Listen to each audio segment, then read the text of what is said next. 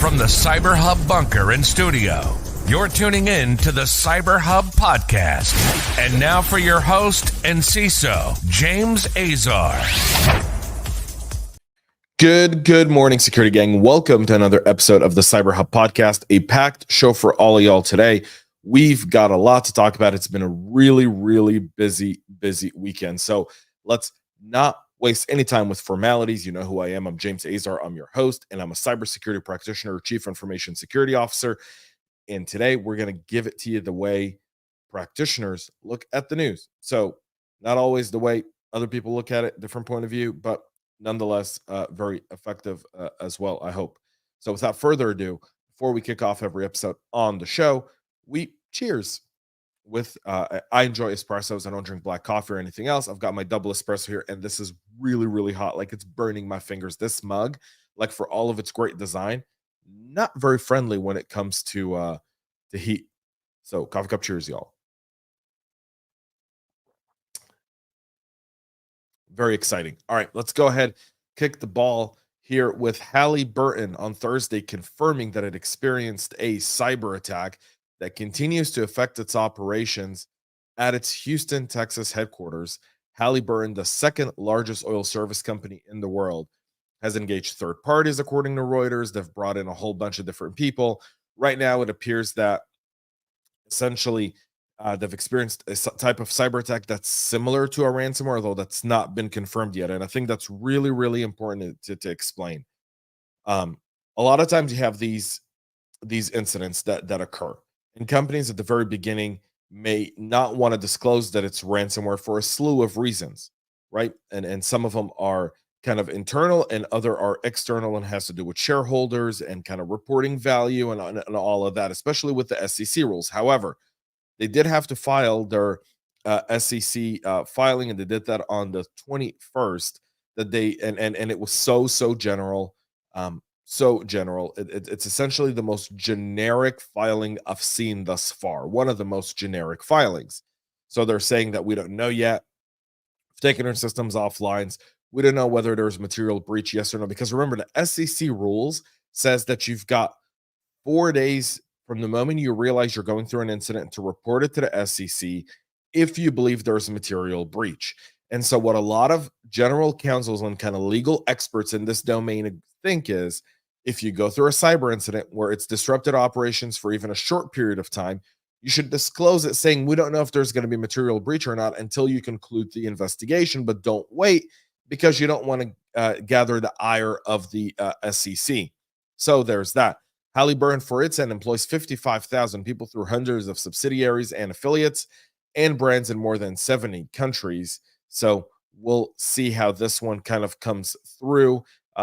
Again, keeping a close eye on this one. But Halliburton isn't the only company to experience a cyber attack every single day. Thousands of companies do. That sounds like a really bad infomercial. For this one, California-based Patelco Credit Union is informing customers and employees that the data breach that it incurred after a ransomware attack to steal databases containing PII from its systems. Patelco is a member-owned non-for-profit credit union predominantly in the San Francisco Bay Area. The organization revealed a data breach notice on its website. They say they detected a ransomware attack involving unauthorized access on June 29th. The investigation revealed that the attackers had access between May 23rd and June 29th, so a little over 4 weeks in the system. Telcos determined that the compromised information includes names, social security numbers, driver's license numbers, dates of birth, and email addresses. It's also noted that not every data element was compromised for each individual. Again, that kind of shows you the idea of how you store data and how you manage data, and whether the data is active or not kind of plays a role specifically here. So Patelco, for their end, are saying that over 450,000 of their members were impacted by this. Attempts to initiate a class action against the company came to light, and it's likely based on the credit union's website. Again, significant stuff here as well. So, and the information's been posted on the dark web. So we'll see how this one plays out legally. However, critically, financial services have spent 15 years in financial services. I can tell you this: customer data never sits in one place. In fact, you're powered, and then a lot of these credit unions are powered by multiple different vendors where different data sits in different places, and there's different authentication mechanisms for each one, meaning it's not a single authentication method. So it's very, very possible here that the threat actors were able to get into potentially the payroll system, which is not always very secure, right? Because predominantly it's used by HR and payroll. And so it's got very limited access. And so by nature, a lot of cybersecurity teams will put some level of authentication, but not complete, meaning if you're able to move laterally, you can create that kind of user, get in there. That's why the employee data was compromised, as well as specific banking data that may have not been sitting behind an authentication wall, which is why they were able to get to that.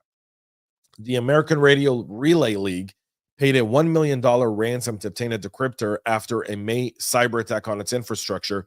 They needed to pay it simply because there was no way for them to recover from this without paying the ransomware. So now they're admitting that they've paid it. They've filed a filing with the Maine Attorney General's office saying the data breach resulted only affected about 150 of their employees, but none of their customers. So, but in order to keep their business alive, they ended up having to pay a $1 million ransom. And again, lack of preparation. A lot of these non-for-profit organizations are low-hanging fruit. And so a lot of us want to do good. A lot of us volunteer with a lot of organizations. And one of the things we can do beyond just, the either the financial support that we give or the, time and effort support that we give to these charities is a little bit of cyber, a little bit of resiliency.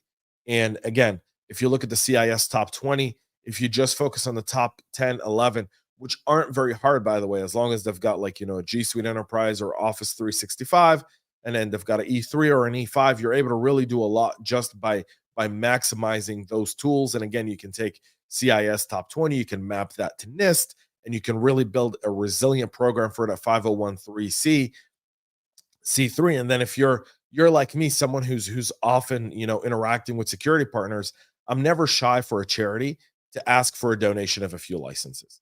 A lot of cybersecurity companies are happy to do so. One, in order to be on your good graces. Again, quiet part out loud. I don't care what people say, but that's just really part of being part of a community. Is there's a lot of back and forth here, and this is one of those where you can really help those 501(c)(3)s that you're a part of. So keep that in mind. A rapidly digitized critical infrastructure in India is experiencing a significant uptick in the types of attacks that are targeting critical infrastructure from manufacturing to healthcare, government, and finance. The Indian Central Bank, the Reserve Bank of India, the nation's central bank, called out the risks of increased digitization without paying attention to cybersecurity. They've noted that some 16 million incidents occurred against critical infrastructure in 2023. That's up from 53,000 only in 2017 before digitization started in the country. So I can't talk this morning. Digitalization could pose financial stability concerns, according to the bank, with cybersecurity threats, data breaches, and the speed in which information and rumors can flow through the system, according to the Reserve Bank of India. But it's not just the financial sector. They're seeing these attacks increase across a whole slew of industries, including government-owned facilities where, last year we saw, I think it was 1.3 billion ID cards leaked on the internet. India's organizations are more concerned about cloud-related threats, attacks on connected devices, hack and leak operations, and software supply chain compromises, according to the PwC C-Suite playbook for India. So you can obviously see that as a lot of these countries are starting to go more and more digital. And then we are too, right? In the States and everywhere else in the world, you're becoming more digital. And as you become more digital, these threats become more prevalent and relevant to you, and then to the industry as a whole, and to the country as well. And so this type of report from the Reserve Bank of India really highlights their view on the economy and the view of how cyber threats could impact the Indian economy. And I think that's a huge thing to use, by the way. A lot of companies have operations in India. A lot of companies I know have operations in India. And so using this as kind of a way to evangelize more cybersecurity funding, more cooperation, more partnerships within your organization around cybersecurity really does go a long way. you haven't subscribed to our Substack or the podcast or anything, you should do so right now. Follow us on your favorite social media platforms. Check out our Substack, jamesazar.substack.com. You can find all the latest there, including a written version with all the show links of this show after the fact, so you can share it if someone missed it, as well as the audio version of the podcast is available there. Georgia Tech is experiencing a DOJ lawsuit now that's part of a whistleblower campaign due to cybersecurity failures with some of their DARPA contracts going back as late as 2017 and as early as 2021. So U.S. prosecutors are tearing into Georgia Tech's allegedly flagrant disregard for federal cybersecurity rules that came as part of billions of dollars worth of Department of Defense and Air Force contracts. The Georgia Tech has said that they're disappointed with the filing. However, the Astrolovus lab ran by a Dr. Antikonakis. I've never met this person, even though I live in Georgia and I know Georgia Tech very, very well. So I just want to put that out there. The lawsuit is centered around this lab where apparently the professor there since 2016 was against even putting any sort of EDR or antivirus on the machines. According to Georgia Tech, they didn't implement a system cybersecurity plan for nearly 4 years after the first contract was signed, meaning they were signing declarations to the Department of Defense and through the Air Force saying, we employ all cybersecurity methods. We follow best practices, but they couldn't even get antivirus installed by the lead researcher who was winning these. So the school also violated federal law by lying about assessments and assessment scores required by federal contracts. The Justice Department said they're filing the lawsuit on behalf of the Defense Department, Air Force, and DARPA. All in all, Georgia Tech in a world of trouble here. They should be. And I hope the Department of Justice and the Department of Defense make an example of this flagrant disregard from the folks over at Georgia Tech. SonicWall is warning of a critical vulnerability affecting its SonicOS network security appliance operating system.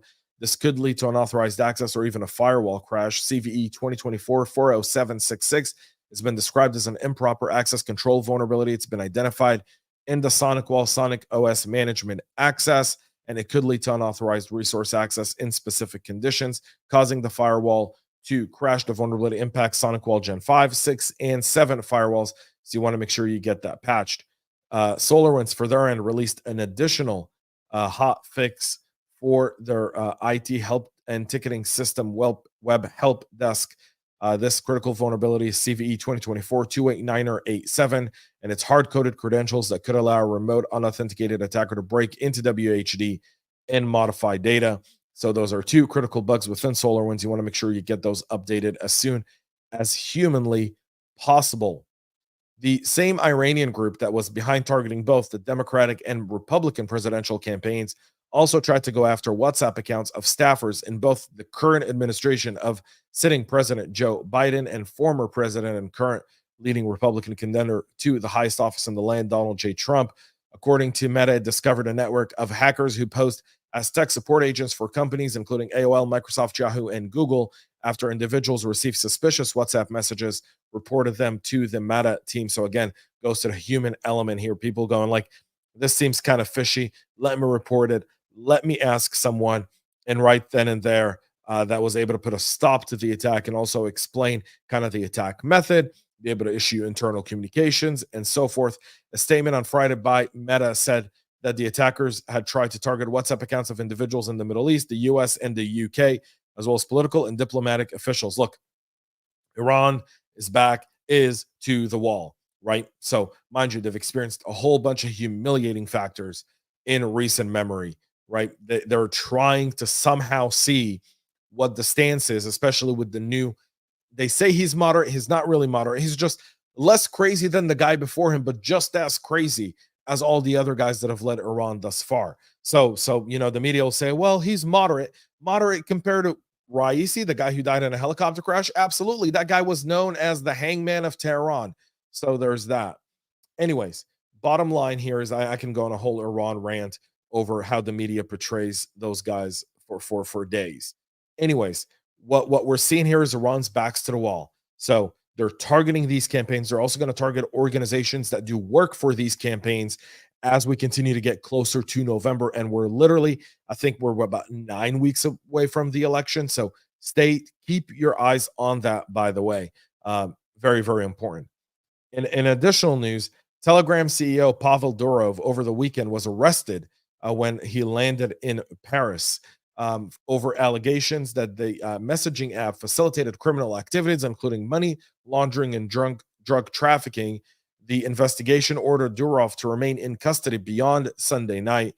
Durov can be held for questioning up to 96 hours after either he must be released or charged from custody. Durov was traveling on his private jet from Azerbaijan, and that a French arrest warrant targeted him. He's a dual Russian and French citizen, so he was essentially going likely home to France when he was arrested, when he landed at a private airport just outside of Paris. Again, so the attack on Telegram now continues, and that is a warning shot, by the way, for everyone here. Pay close attention to this. They're going after Telegram because they can't censor it. They can't control it. That's, as a cybersecurity practitioner, I don't agree with everything I see on Telegram. I don't, but I definitely want the free flow of information, irregardless to whether I like it or not, because it's only through the free flow of information that we can make the right decision, that we can see a full picture, that we can educate ourselves properly on all issues and hear ideas, whether we like them or not, and then argue against those ideas, whether for them or against them. The free use of the internet is critical. And as cybersecurity practitioners, if you want to create any sort of censorship, I would ask yourself, why are you here? Why are you doing this? This role, this job is the ultimate role. This career is the ultimate career to protect all things digital, irregardless to whether or not you agree with them, yes or no. And that's critical. I will support anyone I disagree with.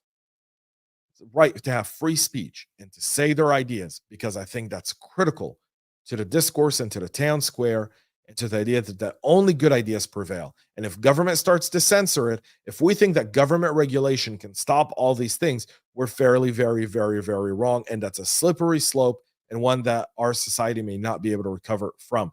So while I don't agree with everything Telegram does, I will defend Pavel's right to be free and against censorship like anyone else. That's it for our show this morning. Thank you all for tuning in. Make sure to subscribe, follow us on your favorite podcast listening network, and I'll probably post something on Pavel. I started writing something over the weekend on my Substack, so you can go check that out there. Thank you for tuning in. Have a great rest of your day. Have a great week, and most importantly, y'all, stay cyber safe. We love feedback, so make sure to connect with us on social media and subscribe to our podcast on your favorite podcast listening platform.